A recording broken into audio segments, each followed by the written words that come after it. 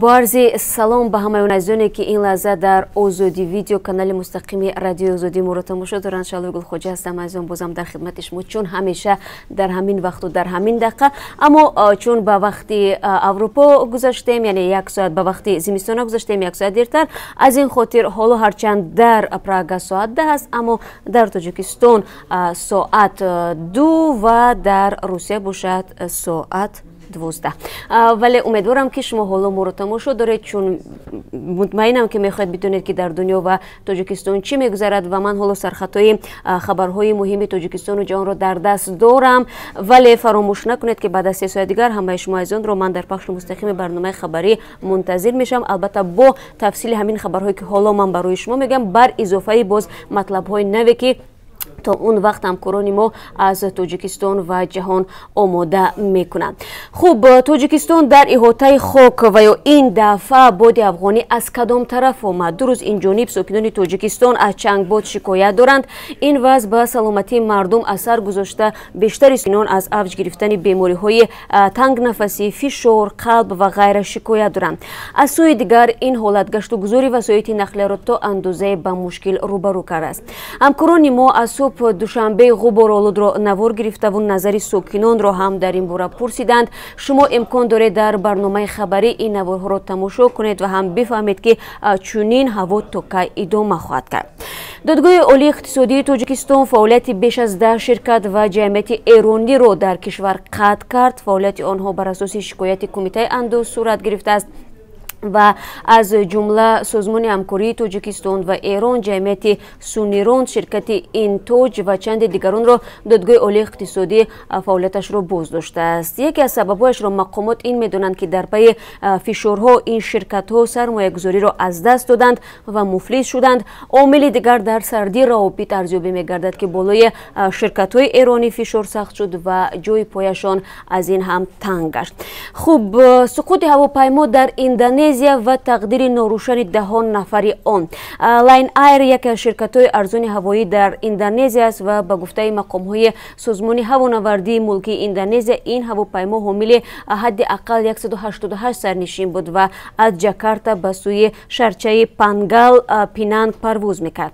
گفته می‌شود پاره‌هایی که احتمال دارد از هواپیما باشند، از جمله کرسی یا جای نشست مسافران در آب‌های نزدیک پالایشگاه این شرکت پیدا شدند و ما تلاش میکنیم در برنامه خبری هر جزئیاتی که در رابطه با این قضیه به دست ما رسید پیشنهاد شما عزیزان کنیم. نام ساده و فهما 50% موفقیت یا چگونه کلچه کمپی رو حسیب گنده زور وارد بازارهای تاجیکستان شده است. در این اواخر صاحبکاران در مال و محصولات خود از ژارگون و اصطلاحات معروف میان مردم چون نام یا برند استفاده میبرند. مسئولین شرکت ها باور دارند که نامگذاری با عباره های معمول و جالب توجه خریدار به مال بیشتر میکند. اما کمیته زبان و اصلاحات تاجیکستان چنین نامگذاری را قبول ندارد و برای مبارزه با چنین تمایل دست و آستین برزده. ولی تا کجا از طریق سنجش‌های پای در هم، جریمه شرکت‌ها و سوزاندن محصولات میتوان برندهای تاجیکی را پرمحتوا و موافق به معیارهای زبان ادبی کرد؟ سوالی است که در یک گزارش امروز در برنامه خبری به آن پاسخ می‌جوییم و پیشنهاد دارم که بینندگان عزیز این گزارش رو همراه با ما تماشا کنید.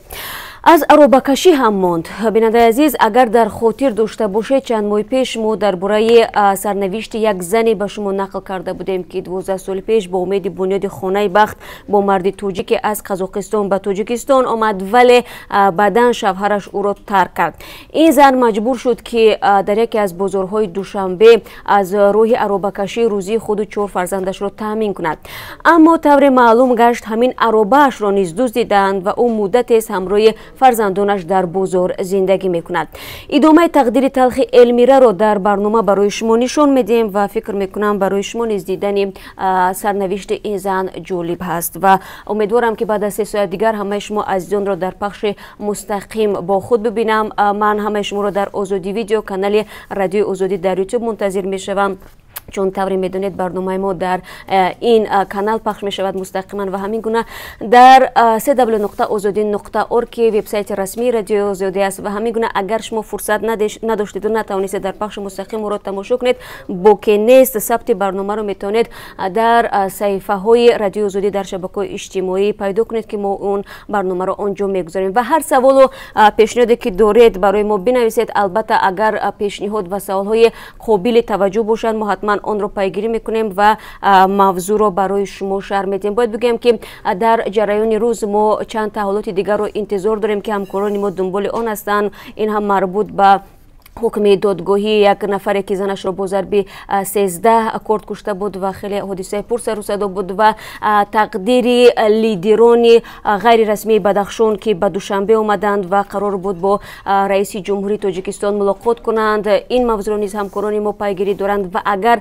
هر خبری نوی که شد ما کوشش میکنیم در برنامه خبری برای شما در این باره معلوماتی بیشتر بدیم. خلاصه من همه شما بیننده عزیز را در پخش مستقیم برنامه خبری منتظر میشم. تشکر برای همراهی.